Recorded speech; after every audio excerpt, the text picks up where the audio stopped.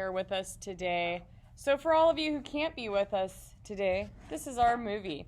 We're going to be doing a sketch today on complementary colors, and these were really important. If you guys chose Vincent van Gogh or one of the Impressionists, some of those were like Georges Seurat, who did the pointillism, or Van Gogh, Monet, any of those. Those are really popular choices for this assignment because their colors and light are so vibrant. But a lot of people look at them and they think, oh man, they're just using like a couple colors. But then we looked at that closer as a class and discovered that those artists were actually using a lot of colors. They just were mixed in a way that is a little bit different. So they're mixing colors by putting colors close to one another, but not necessarily blending them. So we're going to work with something called complementary colors today in our sketchbooks.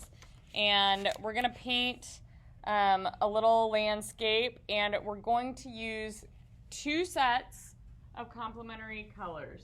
Yes, sir? So I'm doing a lap, and I need people. Can you come back in like 15 minutes when I'm done with my sketchbook assignment? Okay. Thanks. So these are, who knows what complementary colors are? Colors that say, nice job, the colors. Very good guess. What? That's also a good guess. It's actually kind of counterintuitive to what you would think. Anybody remember from another class? Trey? Colors that are opposite on the color scale. Yeah, they are colors actually that are opposite each other on the colors wheel. So if you look at the color wheel over there on that wall, or over by the clock on this wall, you'll see that that is the 12 main colors in our color wheel. And there's 3 main sets, so you're going to want to pay attention to this because it is part of your sketchbook grade. 3 main sets of complementary colors, and we base those on the 3 primary colors, red, yellow, and blue. So let's see, who's really close to that one? Liam, if you look directly across from yellow on that color wheel straight down, what color do you see? I'm colorblind. Oh, well, have somebody help you. Tristan, what's... I see, I think the one at the bottom. Velveto. That would be violet. So, very good. Purple or violet and yellow are one set of complements. So these, I'm just painting these on here, and you might want to do the same thing once you start. So that's one set. What's directly across from red? Yep. So remember, in between each color, to clean off your brush, you want to keep your color clarities good. Now, one thing that you might not know is that if you mix 2 complements, you're usually going to get a neutral, which is a gray or a brown. So if you're working with only primary colored paints and you want to get a brown or a gray, you can usually mix your complements. And we have one more set of complements, the one that goes with blue. What's directly across from blue? Right. So a lot of sports teams will use complements because complements produce the highest contrast. So if you think about blue and orange, you might think of a sports team that has those colors, or yellow and violet, or you might even think of black and white. Those sports teams are going to want to use real high contrast colors for the most part. Oh, Blue Mom. So if what we're going to do first is we're going to think about the complements and how we could use them in a landscape. So for our landscape, we're just going to make a background and a foreground in our sketchbook by making a line a little lower than halfway down our paper. So this is going to be my ground down here, and then up here is going to be my sky. Now, if I want to add a little perspective into this, I can put a dot here, okay, and I can go ahead and make a road that comes out from that point. so it gets bigger as it comes down. And then some of these do a little village like Van Gogh does, where you just put in a couple really light houses or cute buildings in here, like there's a farm at the end of the road. Put a little silo. So, but you just want like a real nice, simple landscape here. So then what I'm gonna do is I'm looking at my color palette here, and I'm just gonna choose 2 of these sets. So I might choose blue and orange and purple and violet. And I'm gonna start by just painting lines, and my goal is to fill the whole paper up with directional lines. So in my sky, I might do, and the key here is not to have huge, huge covering lines like you think about painting, and filling in an area.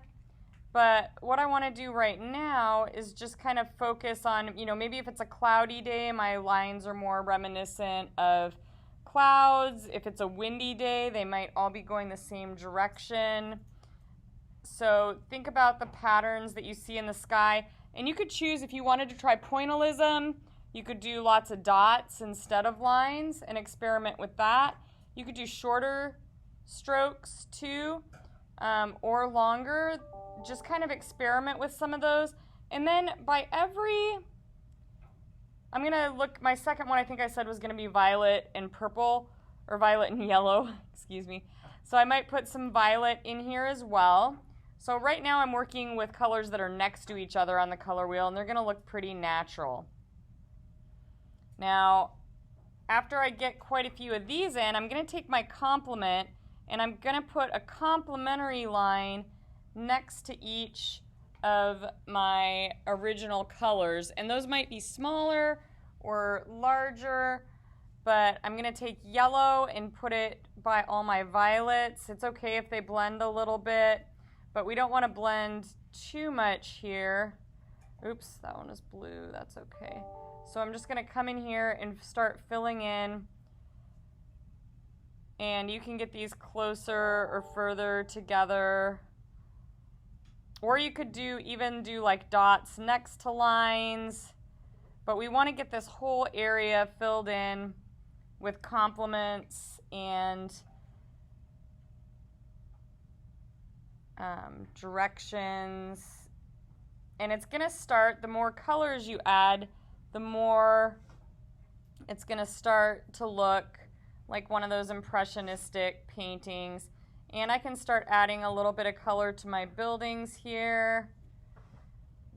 And I'm going to come down, and when I work on the ground, I might think, I'm going to change my direction a little bit, and I'm going to change what color I use more of, because on the ground I might have more, I might have more hay or more things. I might do some lines along the side of the road that are going like straight up. Like there's wheat alongside of the road.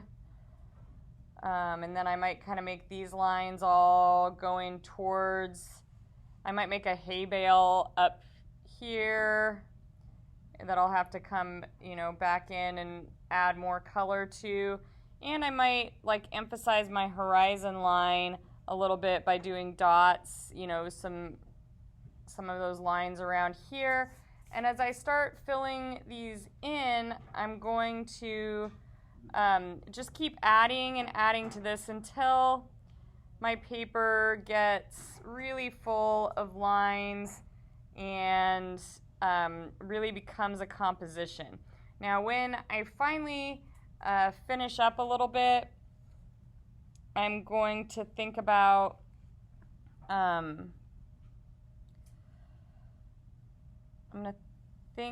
outlining maybe these buildings with one of my darker colors.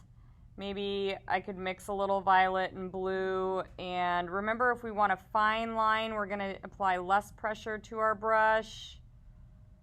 If we want a thicker line, more pressure. And then if we want to control our lights and our darks, what do we use? What have we learned? What?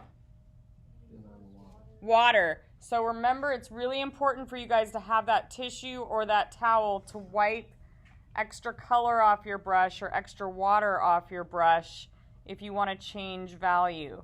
If I want a really light value now instead of a dark value, I can just dip my brush in water, not get any more paint, and I'm going to get a really light value. So I still have quite a bit of work to do here because I do want to fill my paper in quite a bit more, and I'd like to start kind of experimenting with lights and darks and having those complements next to each other. My ground doesn't have a lot of complements or values, but when I get done, the more lines I put in and the more lines and the more complements I put in, the more interesting this is going to become. In areas where I want really high contrast, I might put like violet along the side of my road and then put a lot of yellow inside my road, and having those colors next to each other is going to result in a really high contrast area. So I want you guys to remember, unlike I did, to put the date on your paper, which I believe is the 22nd of September. Yes? No? Yes. Okay. And then make sure you do your 3 complements and then a simple landscape, and we want to fill it in with dashes, dots of complementary colors. And try to choose 2 sets and just work with those 2 sets. Do you guys have any questions? Okay. I want you guys to work quietly, spend at least 15 minutes on this sketch.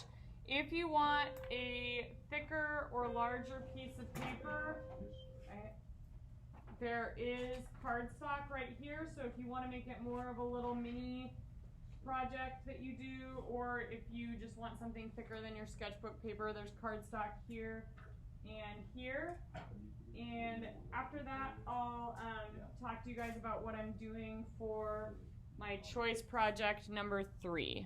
So go ahead and get started on that sketchbook.